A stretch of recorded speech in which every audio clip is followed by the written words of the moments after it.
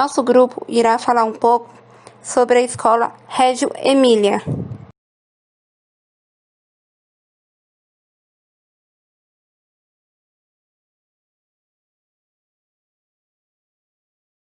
A história de Reggio Emília. Tudo começou no fim da Segunda Guerra Mundial com a fome e com a destruição. Então as mães de Reggio Emília, uma cidade italiana, decidiram-se unir-se e tentar criar um mundo melhor para as futuras gerações. Então fundaram uma escola. O professor Loris Malaguzzi, um jornalista na época, foi verificar esta história.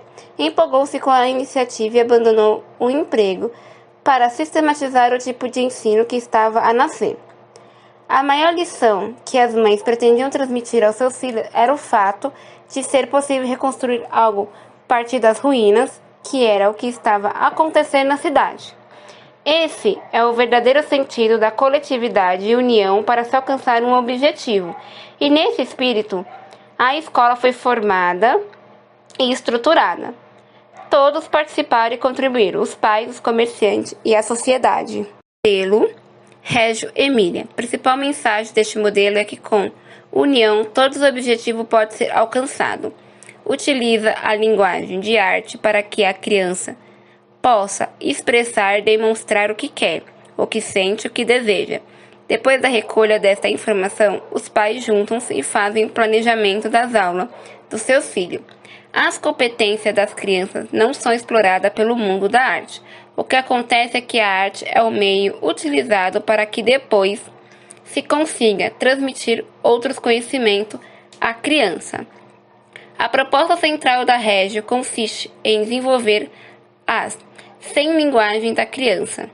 A proposta pedagógica da Escola de Educação da Infância de Reggio consiste em criar constantemente uma rede de comunicação e paz. Os diálogos desenvolvidos entre criança e criança, criança e professor, entre professores e educadores, são essenciais.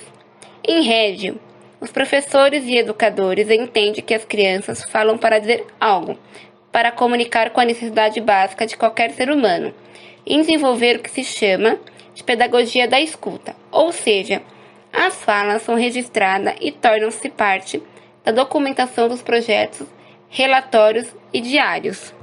A escola está representada na sociedade pelo desenho das crianças, que ilustram folders de hotéis, loja, a lista telefônica, bem como a possibilidade de decorar lojas da cidade com obras infantis no intenso movimento de diálogo e participação da escola e sociedade. As crianças nas escolas de Reggio comportam-se como protagonistas nos projetos envolvidos. Elas não são atores nos trabalhos envolvidos, mas sim autores. As crianças em Reggio é vista como alguém competente, forte e rica. Papel do educador. Criarem junto uma forma coerente de pensar e falar sobre o papel do professor dentro e fora da sala de aula, baseada numa filosofia sobre a natureza da criança como aprendiz. Tentam fazer com que as crianças sejam protagonistas, ativas e competentes, que procuram realizar tudo através do diálogo e da interação com os outros na vida coletiva das salas de aula, da comunidade e da cultura, com professores servindo apenas como um guia. O papel do professor educador é, acima de tudo, o de ouvinte e de observador. Tem também o papel de distribuidor de oportunidade e de experiência. Centralizar-se em provocar oportunidade de crescimento intelectual das crianças, especialmente escutando-as. Uma das dificuldades dos professores deste modelo é o de saber como e quando interferir. Por isso, depende de uma observação de momento. Os educadores de Reggio não querem mostrar o seu trabalho como algo perfeito e seguro, mas como um ambiente com muito profissionalismo, felicidade e divertimento, e que também pode ter contradição, insegurança, e é tudo isso que os faz crescer. Os professores e educadores também valorizam os espaços que cercam a escola como extensão do espaço da sala de aula.